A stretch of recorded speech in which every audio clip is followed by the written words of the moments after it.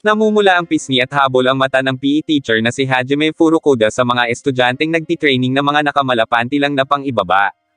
Nang makita nito si Miyazaki na naka-jogging pants ay agad niya itong sinita at ipinahubad iyon, at muling pinatakbo pa ng 3 beses kaya naman kung ano-ano na ang sinabi ng mga estudyante tungkol sa kanya dahil sa pagiging strikto niya. Nang bigla siyang tinamaan ng maliit na rocket ship na pinalipad ni Onizuka kaya sinugod niya ang mga ito na agad namang nagtakbuhan. Sa galit kay Onizuka ay nasira niya ang hawak na rocket. Samantala, kinausap ni Naangko sina Kunyo tungkol sa pagsama ng mga ito kay Onizuka. Sinagot sila ni Kasano na may kakaiba kay Onizuka na hindi nila maipaliwanag kaya sinabi ni Kunyo na kung nais nilang pagtripan ang guro ay sila na lang. Nabalitaan ni Kunyo ang nangyari sa PE teacher na galit na hinahanap si Onizuka kaya kaagad na umalis ang mga ito. Naiwang nag-iisip si Naangko kung anong gagawin nila ngayong kalahati na ng klase ay gusto na si Onizuka pero sinabi ni Miyabi na hindi pa rin siya titigil. Habang galit na pasugod si Hajime kay Onizuka ay hinarang siya ni Mr. Uchiyamada na mas gustong isumbong sa pulis si Onizuka kesa maging bayolente pero hindi niya iyon nakumbinsi. Nang marating nito ang silid ni Onizuka ay napalunok na lang siya nang makita kung gaano ito kagaling sa karate, kaya nang makita siya nito ay kinausap niya na lang ito ng maayos at pinagsabihan na bilang guro ay dapat maging maganda dahil role model siya sa mga estudyante. Tinamon niya ito ng karera sa paglangoy at kapag natalo si Onizuka ay kailangan niyang mangako na hindi na siya gagawa ng kahit ano na hindi angkop bilang guro. Pero sa halip na makinig ay abala lang ito sa bagay na bawal gawin kapag sasabak sa paglangoy. Gayunpaman ay tuloy pa rin ang kanilang kompetisyon pero galit na galit si Hajime dahil hindi ito nakikinig sa mga sinasabi niya. Napanood ng mga estudyante ang laban ng dalawa kaya mas lalong nagpakitang gilas si Hajime dahil sa mga nanonood na estudyanteng babae pero ang totoo ay direng-diri ang mga iyon sa kanya. Naglagay si Kunyo ng pustahan kung sino ang mananalo sa dalawa.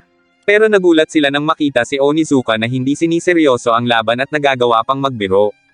Umahan ito sa swimming pool at tiningnan kung anong ginagawa ni Kunyo. Nalaman niya ang tungkol sa sugal kaya isinigaw niya kung sinong gustong pumusta. Narinig iyon ni Hajime at dahil kumpiyansa sa sarili ay tumaya ito sa kanyang pangalan. At doon ay mas dumami ang mga tumaya kaya magsisimulang muli ang laban. Kanya-kanyang hiyaw ang mga estudyante para sa kanilang pambato. Habang lumalangoy ay umaapaw ang bilib ni Hajime sa sarili na siya ang mananalo nang biglang makita niya na naunahan siya ni Onizuka kaya sinabi niyang nandaya ito pero mismong mga estudyante ang nagsabi na hindi nandaya si Onizuka. Para kay Hajime ay imposibleng makalangoy ng 50 metro nang hindi humihinga ang mata ko manigarilyo na tulad ni Onizuka, kaya hindi siya naniniwala na hindi ito nandaya at saka umalis na hindi tanggap ang pagkatalo. Uminom ito ng maraming hilaw na itlog at saka bumalik at hinamon muli si Onizuka. Sa pangalawang round ay muling nanalo si Onizuka kaya muling humamon si Hajime pero sinabi ni Kunyo na ganon din ang resulta sa susunod na round. At ganoon nga ang nangyari hanggang sa naghamon muli ito dahil hindi niya matanggap ang pagkatalo at nasaksihan iyon ni Miyabi. Sa locker room, palihim na may inilagay si Tomoko sa locker ni Onizuka at nang paalis na siya ay nakabangga niya ang guro at namukan siya nito na mula sa class 3-4. Nang makapagpaalam sa guro ay agad itong nagtungo kay Miyabi at sinabing na ilagay niya na ang mga underwear nila sa locker ni Onizuka.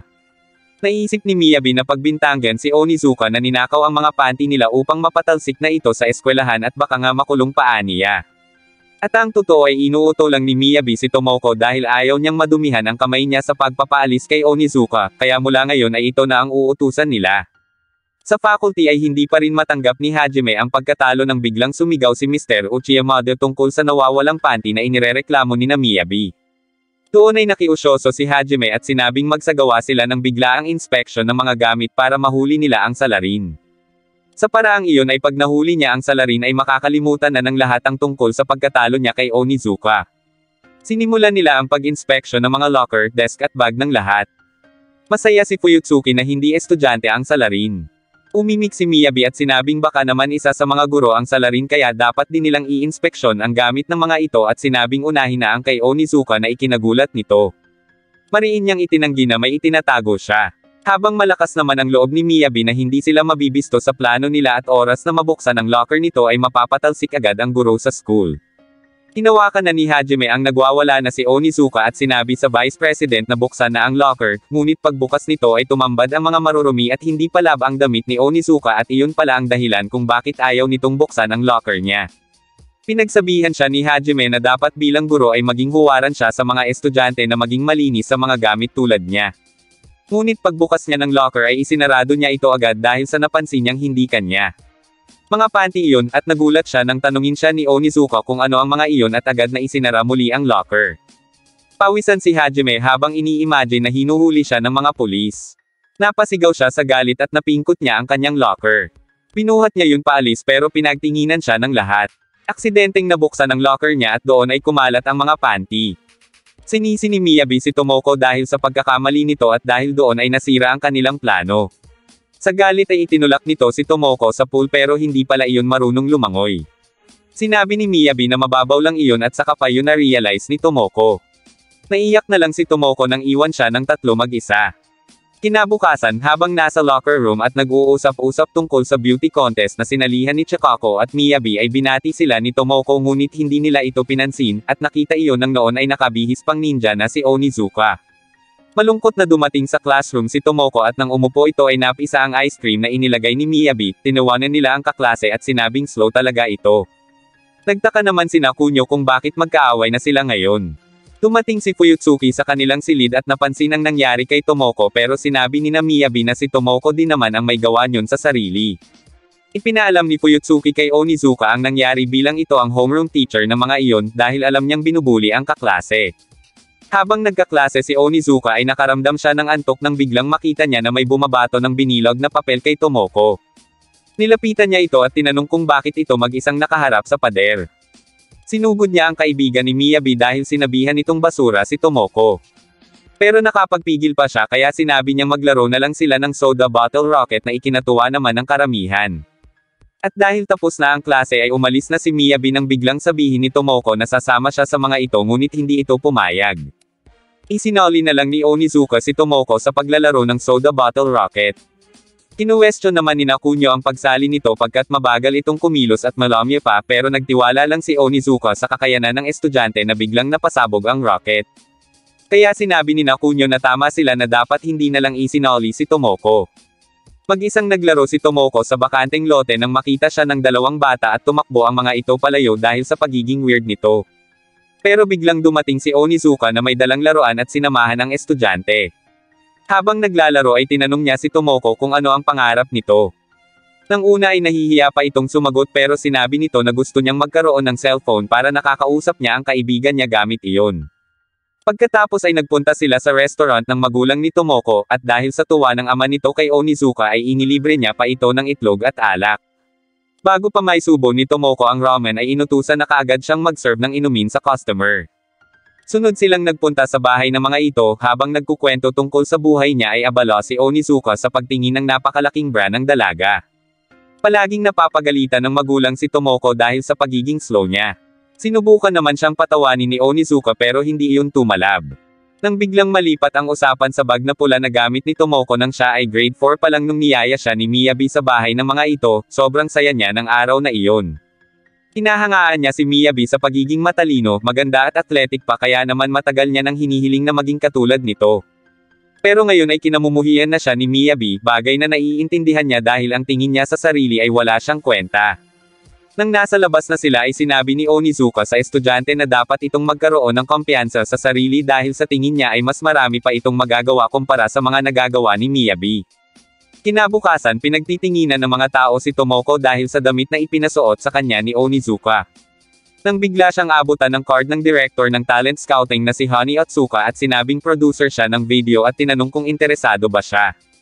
Habang iniintay ni Aizawa si Miyabi para sa Miss Inogashire pageant audition sa harap ng Musashino Public Hall ay biglang dumating din si Kunyo at tinanong kung anong ginagawa nila doon. Sa isang sasakyan ay mini-makeupan si Tomoko upang isama sa isang lugar na hindi pa niya alam kung saan. Pinagpalit din siya ng kasuotan, kutob ni Tomoko na gagamitin siya sa isang X-rated na trabaho, ang hubadan at gawa ng nakakahiyang video. At dahil walang tiwala sa sarili ay hindi niya alam kung paano niya iyon matatakasan kaya pinili niyang sundin na lang ang mangyayari. Sa classroom ay nag-iwan ng sulat sa pisara si Onizuka na araw ngayon ang field trip nila at nagyaya na pumunta sila sa Musashino Public Hall. Dumating si Onizuka sa lugar at sinabi sa mga estudyante na sa araw na iyon ay ipapakilala niya ang bagong isisilang na bituin. Maya-maya pa ay dumating na rin sina Monster Otsuka kasama si Tomoko. Nagulat si Miyabi sa kasuotan nito kaya tinanong niya si Onizuka kung si Tomoko ba ang isisilang na bituin na tinutukoy nito. Kahit si Tomoko ay nagulat din sa kanyang narinig. Ibig sabihin ay magiging katunggali ni na Aizawa si Tomoko sa audition. Sa pagsisimula ng pageant, sinabi ni Onizuka kina Kunio na mag-cheer para kay Tomoko. Tinanong naman siya nito kung talaga bang magagawa iyon ni Tomoko pero hindi naman niya ito pinapansin. Habang nagbibigay ng pagpapakilala ang host sa stage ay nagkaroon ng problema sa backstage dahil naligaw umano ang isang kandidata. Si Tomoko pala iyon nakakarating lang doon. Namangha siya sa dami ng tao at sinabi kay Miyabi na alam niyang ito ang mananalo pero sinabi nito sa kanya na huwag niya na itong kausapin. Nang malaman ng mga crew na naroon na ang candidate number 18 ay binigyan na sila ng hudyat na aakyat na sila sa entablado.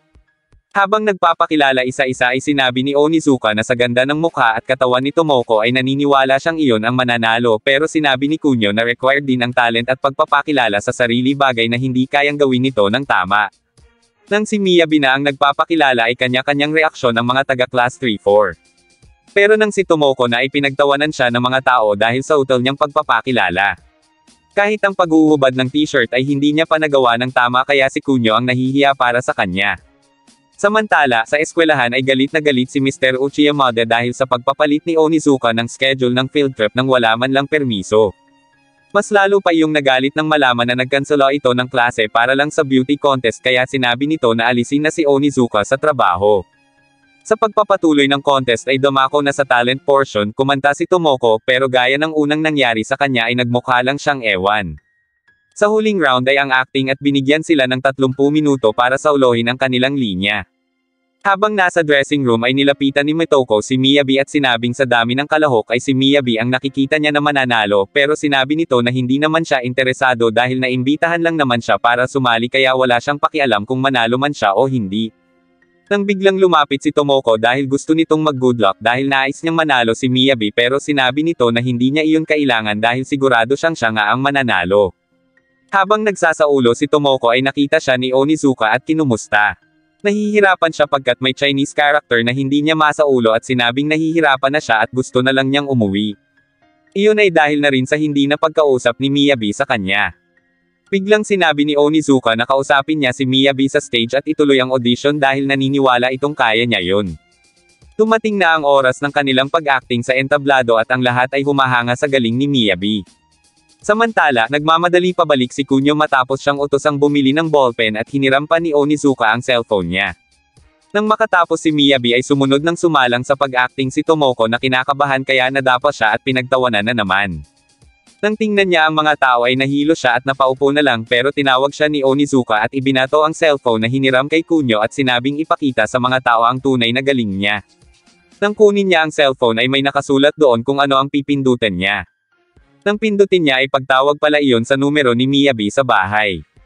Nag-iwan siya ng mensahe, sinabi niya kung gaano niya hinahangaan ang kaibigan at masaya siya para kay Miyabi. Napansin ng production na hindi iyon ang kanyang script. Nagpatuloy ang mensahe at sinabi ni Tomoko na gusto lang niyang magkausap silang dalawa at maging masaya, hindi niya maintindihan kung paano nagsimulang hindi na sila maging okay. Masaya siya tuwing kasama ang kaibigan at kahit anong problema ay naglalaho pag nagkausap na sila. Tinamaan si Miyabi sa mga sinabi ni Tomoko at naisip ang kabataan nila. Sa huli ay humiling ng pabor si Tomoko na sana ay palagi lang siyang masaya dahil siya ang paborito nitong kaibigan. Nagpalakpakan ang mga nanunood at nagkaroon siya ng special award at siya ang hinihingian ng interview kahit si Mitoko naman ang nagwagi. Nilapitan na rin siya ng mga kamag-aral at binati. Dahil doon ay nagbenta na rin sina Onizuka ng mga phone cards, posters at mga manikang replika ni Tomoko. Nang biglang sagudin siya ni Mr. Uchiyamada kasama si Fuyutsuki dahil sa hindi nito pagpapaalam pero pinigilan ni Fuyutsuki ang Vice President sa paniniwalang baka may magandang dahilan si Onizuka kaya niya iyon nagawa. Kinagabihan, habang nasa kwarto si Miyabi ay pinapakinggan niya ang mensaheng iniwan ni Tomoko kanina. Kumita naman ng malaki si Onizuka sa pagbebenta niya nang biglang lapitan siya ni Tomoko para magpasalamat sa pagtulong niya sa dalaga.